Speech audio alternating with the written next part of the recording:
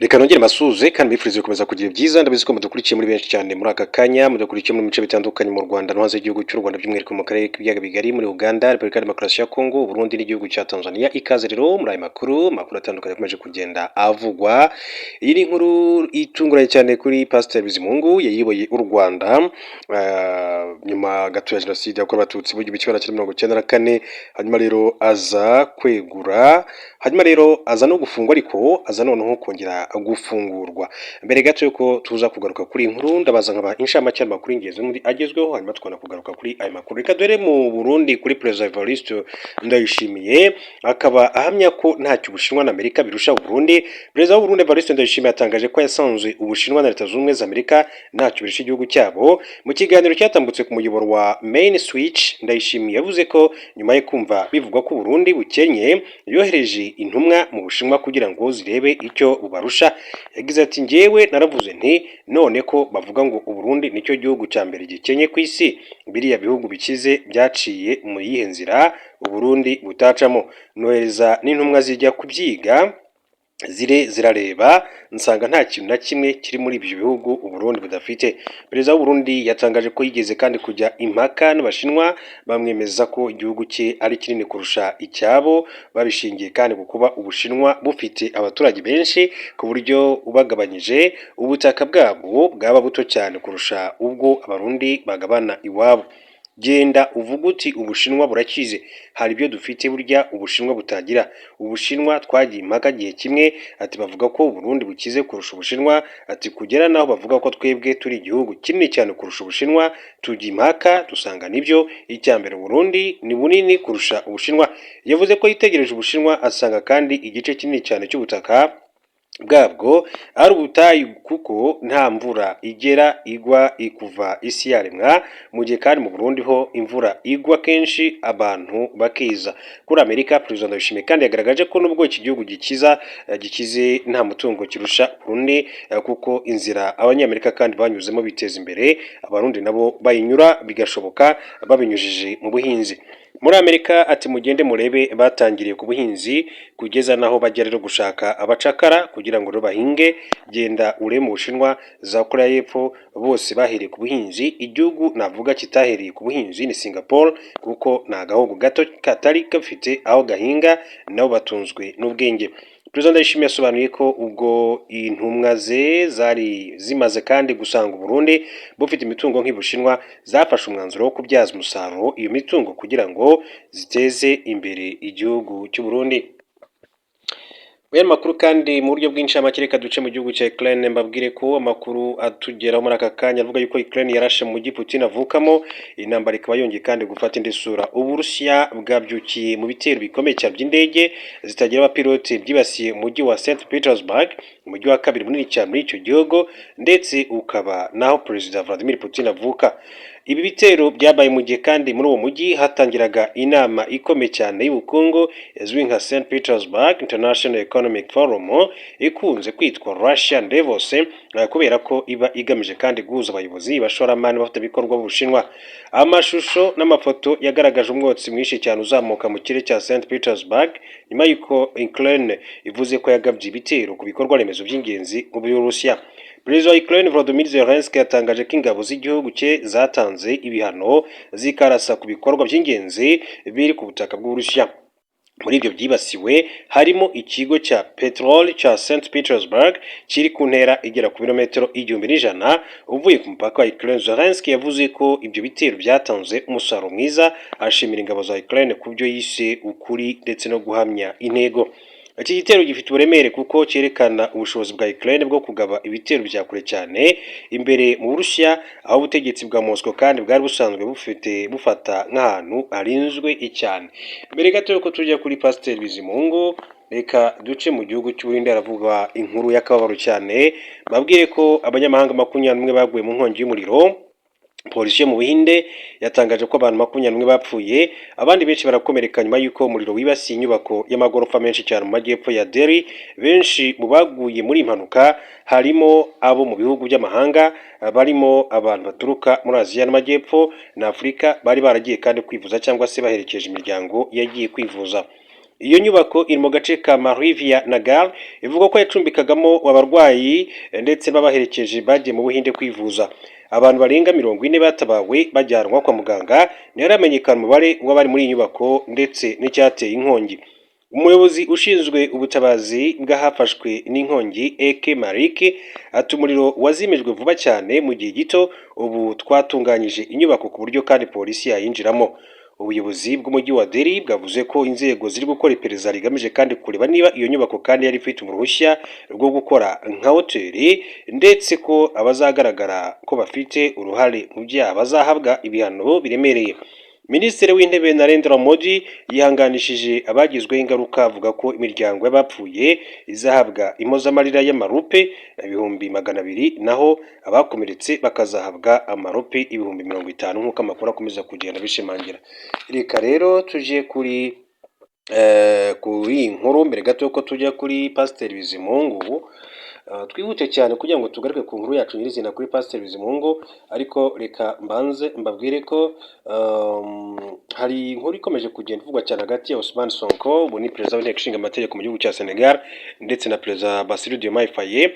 Biravuga yuko perezida w'inteko ishinga amategeko ya Senegal Ousmane Sonko yemeje ko perezida Bassirou Diomaye Faye atakiri mu ishyaka rye Pastef, mu gihe kandi hagati y'abo bombi bakomeje gututumba umwuka mubi. Bassirou Diomaye Faye baye umunyamabanga mukuru wa Pastef kuva mu Kwakira 2022 kugeza muri Mata 2024, ubwo yatorerwaga kandi umwanya wa perezida wa Senegal. Yakomeje kuba umunyamuryango w'ishyaka Sonko, akomeza kuba kandi perezida waryo. Harabahamyaga ko perezida Faye yakoreraga mu gicucu cya Sonko, kubera ko Sonko ariwe wari kuba umukandida wa Pastef mu matora y'umukuru w'igihugu, ariko umugambi ugapfa kubera ko yarakurikiranywe n'ubutabera, ndetse yigeze kandi gupfungwa ku mpamvu yise iza politike. Tariki 22 Gicurasi 2023 perezida Faye yakuye Sonko ku mwanya wa minisitiri w'intebe nyuma y'igihe kinini batumvikana ku ngingo zirebana no kuzahura ubukungu bw'igihugu. Yamusimbuje witwa Ahmad Armino Lo, nawe wari usanzwe ari umunyamuryango wa Pastef. Mu buryo butari bwitezwe rero, mu ijoro ry'uwo munsi Sonko yagaragaje ko yishimiye icyemezo cyafashwe na perezida Faye, avuga ko araranye umutima ukeye. Byumvikanaga ko yari arambiwe gukorana n'umukuru w'igihugu batari bagihuje icyerekezo. Nubwo itangazo ryeguza Sonko ryasohotse, nawe akiruhutsa, ibyabereye mu gikari mbere y'ibyagiye ku mugaragaro n'ibyakurikiyeho ntibyamenyekanye. Ariko ku itariki ya 2 Kamena 2026 umunyapolitike yahishuye byinshi byari bigiteye amatsiko. Mu kiganiro n'amakuru cyari gitegerejwe cyane muri Senegal, Sonko yasobanuye ko mbere y'uko perezida Faye amweguza yamutumiye ku ngoro y'umukuru w'igihugu kugira ngo baganire. Nagiyeyo ahagana saa 10 z'umugoroba, twaraganiriye angezaho gahunda afite yo guhagarika ubufatanye bwacu, kubera ko yumvaga ko hari byinshi maze iminsi ngaragaza bitamuguye neza cyangwa se abona ko bimuteye ikibazo. Yakomeje agira ati narabyumvise muha icyifuzo kimwe, ati kubera inshuro nyinshi cyane agiye kandi kumureba, namubwira ko niba umwanya tubanyemo uri kutubana muto cyane twashaka igisubizo. Sonko yasobanuye ko yabwiye perezida Faye ko kubera ko yarahagarariye Pastef ku mwanya wa minisitiri w'intebe, akwiye kureka ishyaka kandi rigahitamo umusimbura we akajya mu nteko ishinga amategeko, ariko umukuru w'igihugu yabitewe twatsi. Ati twembi twari kuganira ku guhitamo minisitiri w'intebe uva mu ishyaka, kubera ko ishyaka ryacu rifite ubwiganze. Twari kuganira kandi ku gutoranya abajya muri guverinoma kugira ngo dukomezanye kandi urugendo ntibimbuze kujya mwanya wanjye mu nteko ishinga amategeko nkamufasha mu nshingano ze. Namugejejeho iki gitekerezo inshuro 3, ariko igihe cyose yaranze. Sonko yasobanuye ko yashakaga ko we na perezida Faye bashaka igisubizo mu gihe kiri hagati y'amasaha 24 na 48 akumvikana, akemera kuva ku mwanya wa minisitiri w'intebe nk'uweguye ku bushake, ariko batakumvikana bikamenyekana ko umukuru w'igihugu yamweguje. Naravuze nti oya, ati nitubiganiraho tukumvikana. Mu by'ukuri akaba ari byo yakomeje kugenda agaruka, ubwo yakomeje kugenda abivuga. Hanyuma rero ati naravuze nti oya, ati nitubiganiraho tukumvikana tukagirana amasezerano nzabikora, ati bidakunda uzemera uruhare rwawe uvuge ko wampagaritse. Niko Sonko yabisobanuye abanyamakuru. Ngo muri uwo mwanya perezida Faye yamubwiye ko agiye kureba arkiyepiskopi wa Dakar ko basubukura ikiganiro saa 12 cyangwa se saa 1 z'umugoroba. Bigeze mu masaha 2 n'igice umukuru w'igihugu amwohereza ubutumwa bumenyesha ko batongera kandi guhura, ahubwo ko agiye gutangaza ko yamuhagaritse.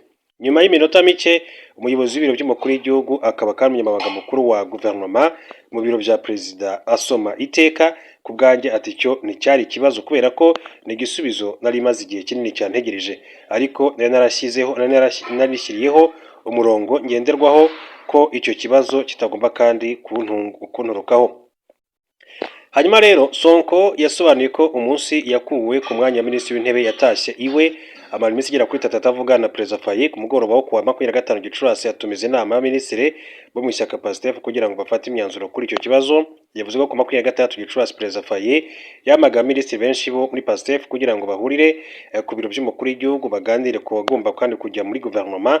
Abenshi bahita kandi bamenyesha Sonko iby'ubwo butumire ababuza kujyayo. Kwa kabiri abenshi mu bahamagawe barabimenyesheje mbasaba kutajyayo ati kubera ko suko ibintu bigenda. Kuva ubwo rero byumvikanaga ko perezida akora ibye natwe tugakora ibyacu. Niba ashaka kuvugisha PASTEF agomba rero kunyura mu nzira zemewe. Nk'uko Sonko yakomeje kandi abivuga kwanga kunyura mu nzira ziteganyijwe nibyo byatumye abaminisitiri bo muri PASTEF banga kwitabira ubutumire bwa Perezida Faye nubwo umukuru w'igihugu kandi yabifashe nk'agasuzuguro. Uyu munyapolitiki yasobanuye ko nyuma y'iminsi nta kuvugana kuba hagati y'impande zombi yafashe icyemezo cyo guhamagara Perezida Faye amugaragariza ko ibyo ari gukora binyuranyije n'imirongo PASTEF igenderaho. Naho yahereye kandi yemeza ko umukuru w'igihugu atakiri umunyamuryango w'iri shyaka. Yagize ati ninjye wafashe icyemezo cyo kumuhamagara ati mubwira nti uzi PASTEF neza uzi uko yikora wayihozemo ntushobora kandi kuza ngo urenge perezida w'ishyaka ubuyobozi bw'ishyaka ngo uhamagare abantu ku giti cyabo kandi tutarafunze imiryango.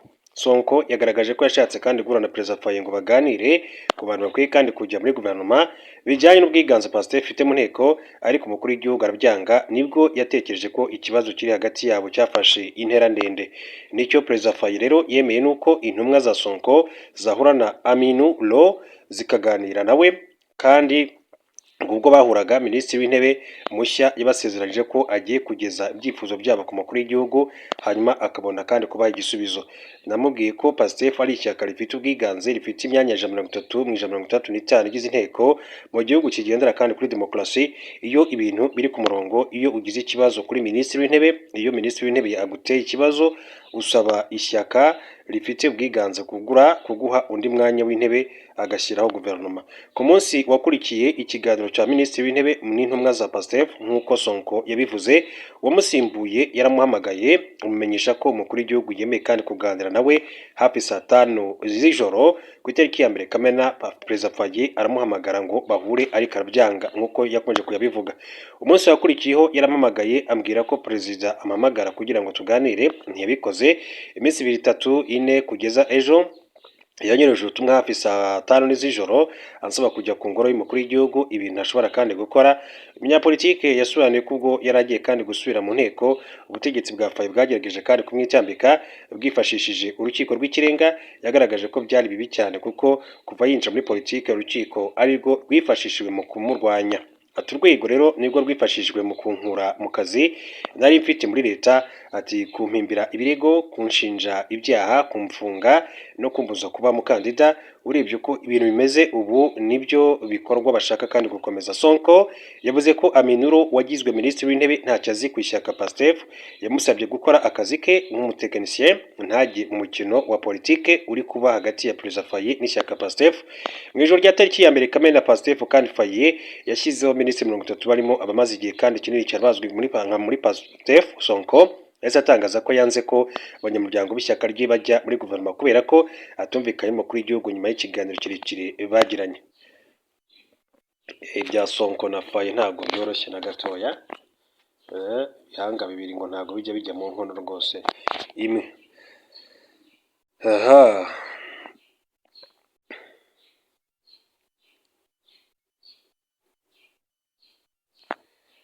Urebye nko muri message bavuga ati ikibazo ntabwo gikomeye rwose. Faye agomba gusesa inteko ishinga amategeko cyangwa ishyaka PASTEF agashinga irye ayoboye hanyuma agakurikiraho kwica Sonko ati cyangwa se bigakorwa mbere.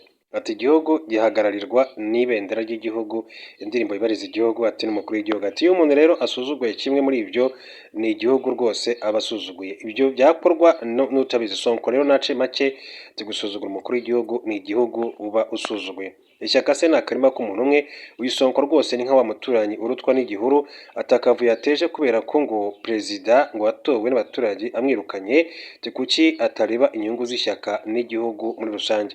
Uyu we rwose ati ntacyo yageza ku bantu, perezida ni perezida, niba atabyumva niwe utoroshye.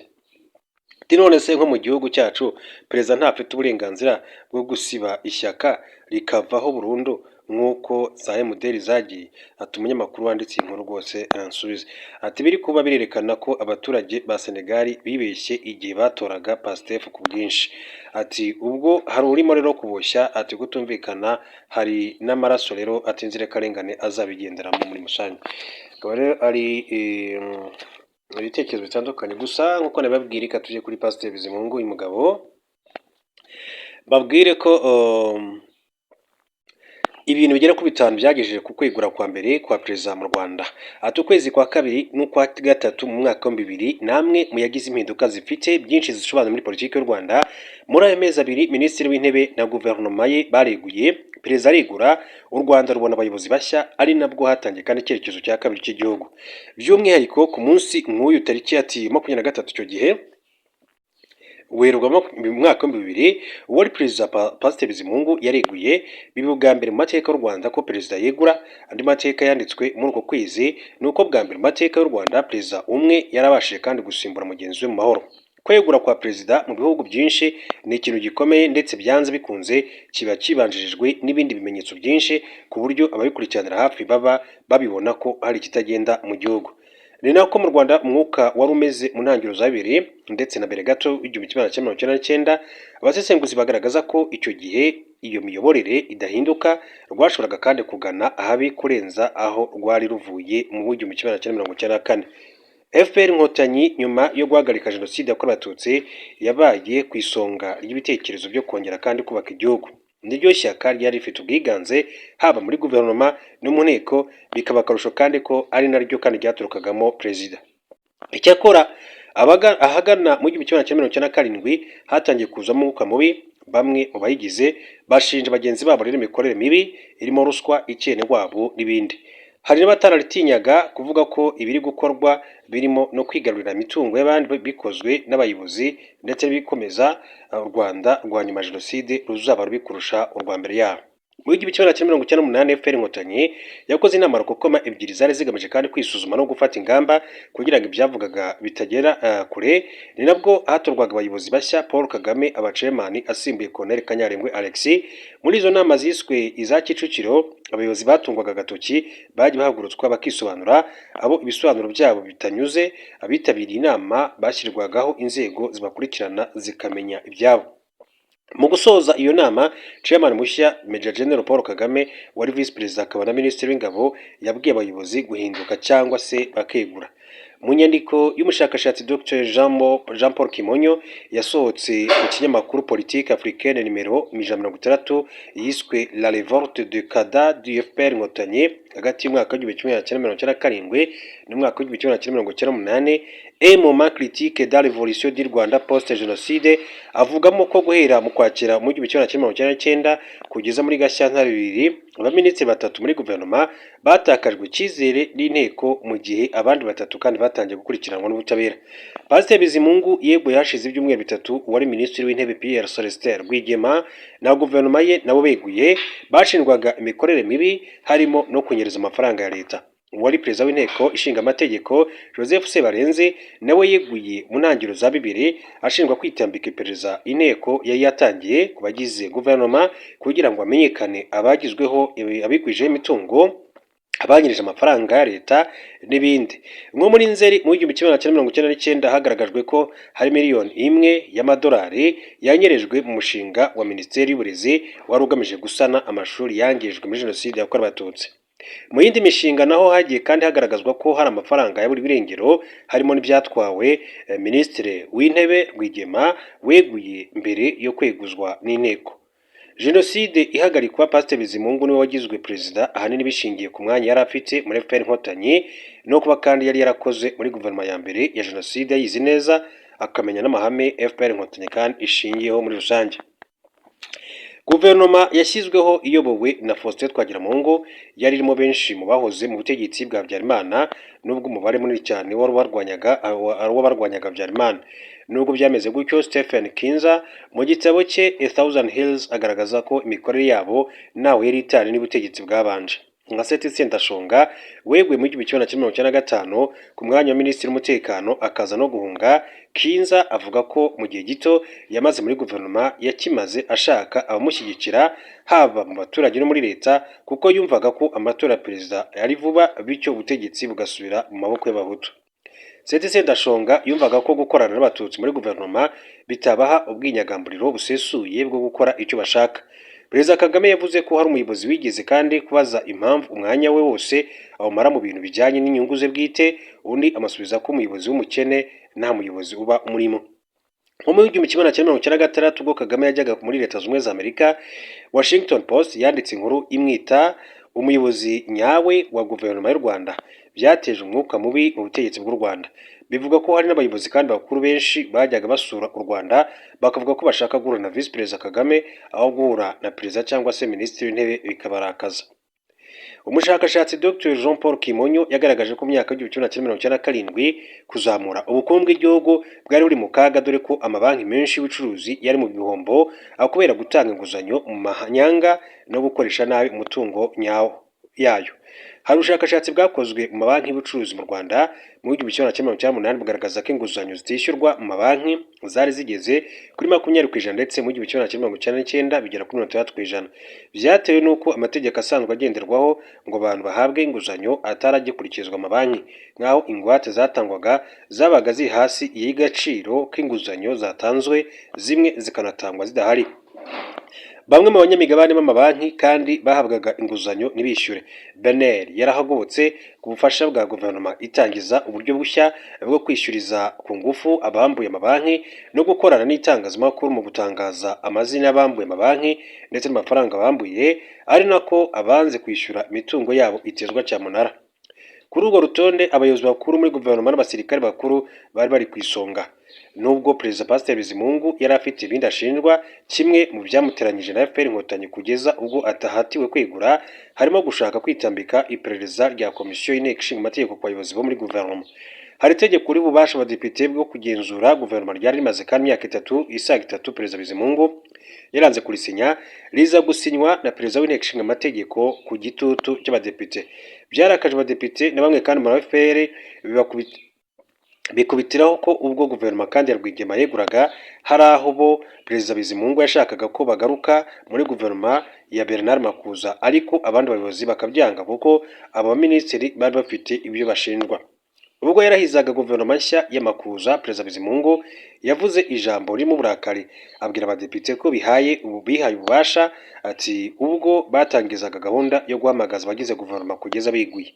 Ati bariya minisitiri bagiye ku buryo budafututse, ati ntihazagire n'uvuga ngo hari n'umujura urimo, ntabwo ari abajura, ntabyo mwerekanye ahubwo nimwe muri kuzana akaduruvayo mu gihugu. Yakomeje agira ati mwirukankanye ati ba minisitiri ati mwavanyeho guverinoma, perezida w'inteko ati nimwe mwamwirukanye ati na perezida wa repubulika ati murashaka kumwirukana, hari ikibazo rero mu mikorere y'inteko, ntabwo ari mwe banyarwanda b'abatagatifu. Tariki 22 Werurwe mwaka 2000 habaye inama idasanzwe y'ubuyobozi bukuru muri FPR Inkotanyi. Bukeye bwaho tariki 23 Perezida Pasiteri Bizimungu ashyikiriza inteko ishinga amategeko ibaruwa ivuga ko yeguye ku bushake. Bizimungu yasimbuwe by'agateganyo ku itariki 24 Werurwe mu mwaka 2000 asimburwa na Paul Kagame Visi Perezida wagejeje muri Kanama 2003 ubwo habaga amatora ya mbere ya perezida kuva jenoside yakorewe abatutsi irangire, Kagame agatorerwa kandi manda ya mbere icyo gihe.